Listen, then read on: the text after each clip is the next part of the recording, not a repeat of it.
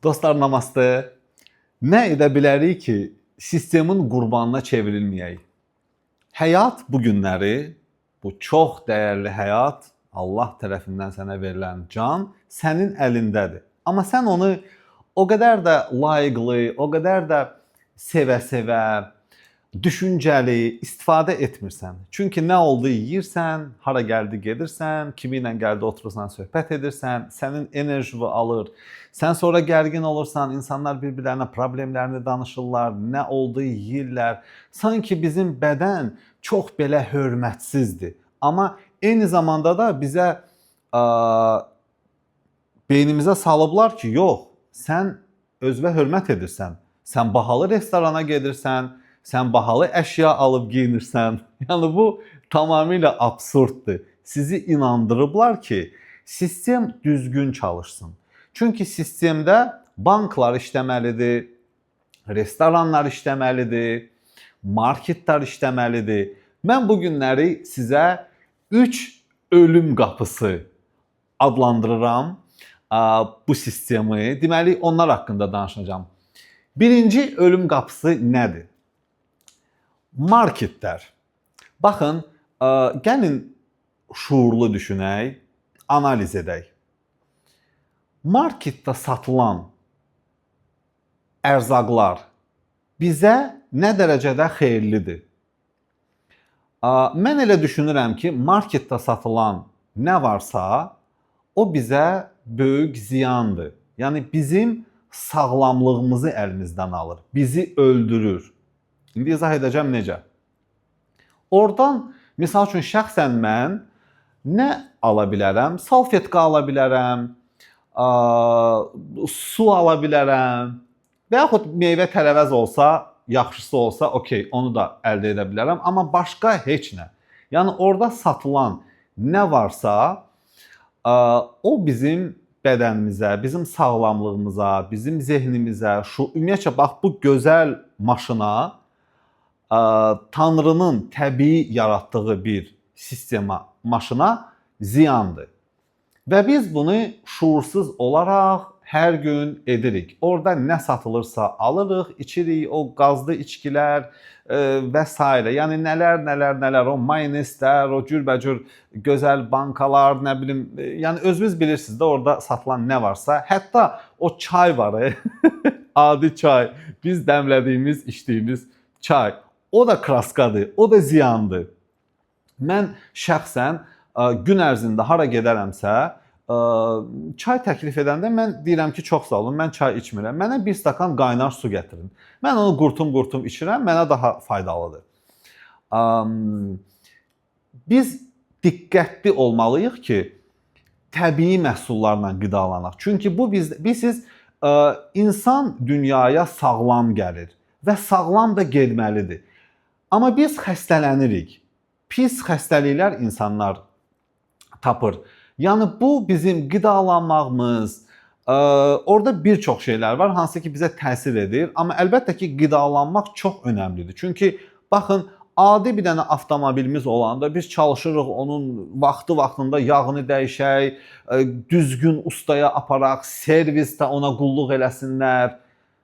Amma bu cür nə özəl, mükəmməl maşını biz düzgün qulluq eləmirik. Yəni onun fərqində olmuruq. Bu bir faciədir. Yəni hansısa bir əşyaya biz daha hörmətlə, daha ləyaqətlə yanaşırıq. Amma özümüzə heç nə olmaz da, yi getsin. Yəni belə olmamalıdır. 3 ölüm qapısı. Market. Marketdən çıxdıq, növbəti qapı nə qapısıdır? Aptek. Aptek. Baxın, bu sistem belə qurulub. Yəni bütün dünyada belədir. Tək Azərbaycanda və yaxud başqa ölkədə yox. Sən girirsən aptek, sən oradan yeyirsən, xəstələnirsən, canın ağrıyır, illər keçir, oran ağrıyır, buran ağrıyır, əməliyyat edirsən, nə olursan, sonra gəlirsən apteka. Olursan aptekin müştərisi. Sənə hətta orada indirim kartı verirlər. Sənin üçün bu günləri çox belə rahat, gərgin olmadan orada alış-veriş etmək üçün apteklər depo aptekları yarandı. Görmüsünüz də? Misal üçün bəzi yerlərdə var depo aptek. Yəni ora gələndə sən rahat olursan ki, hə burada qiymətlər də ucuzdur. Onu da ver, bunu da ver, onu da ver, bunu da ver.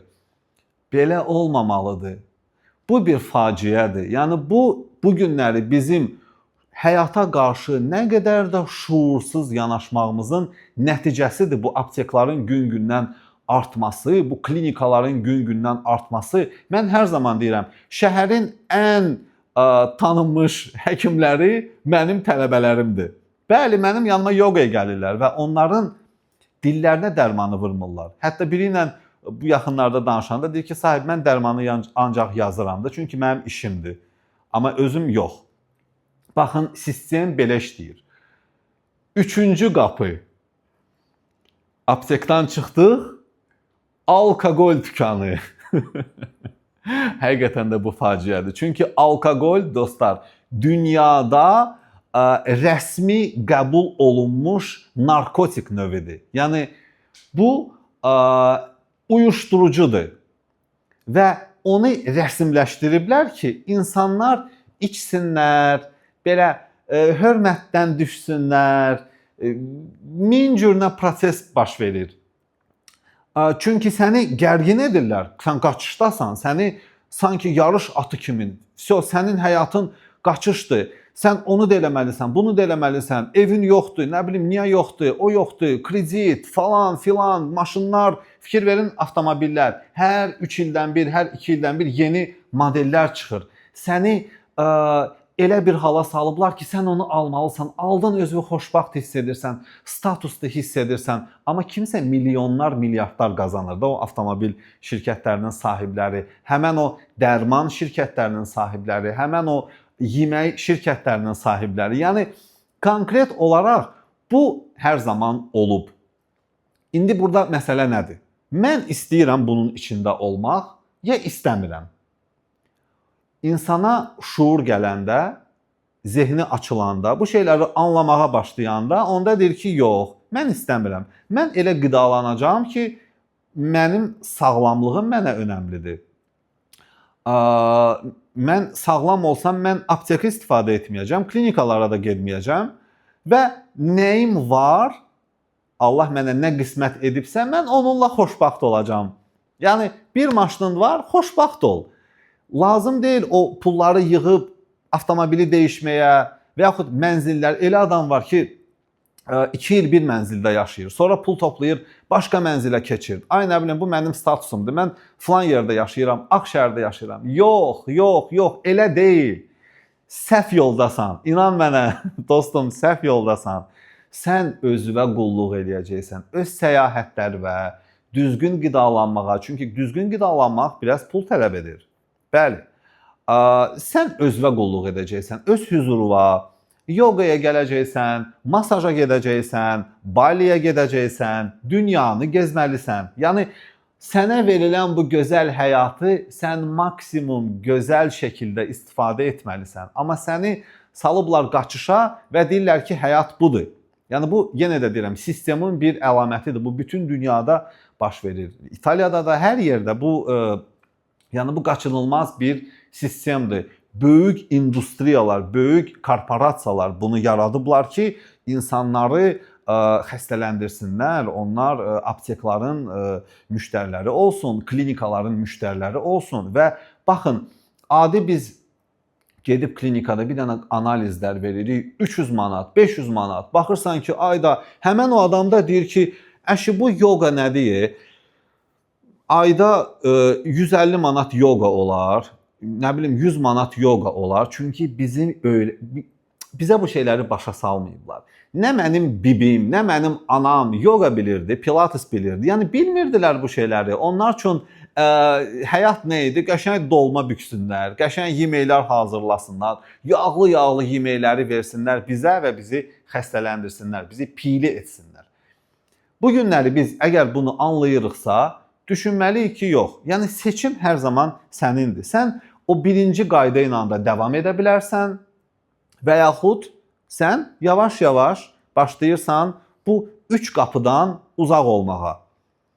Marketlər qapısından, apteklər qapısından, apteklər klinikalar və üçüncüsü o alkoqol satılan məkanlardan çox gülməlidir. Yəni o alkoqol sırf dükanları, onların mənim şərab evləri deyirlər, nə deyirlər?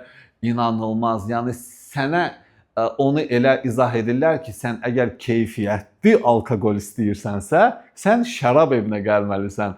İnanılmaz dərəcədə, yəni absurddur da. Bunu mən bilmirəm, bu insanlar yəni səni bu günləri gərgin edirlər, qaçışdı edirlər. Sonra da sən həmən o narkotiki, o uyuşturucunu sənə rəsmləşdiriblər və deyirlər ki, biraz iç, okey, biraz sakit olacaqsan, zehnin sakit olacaq.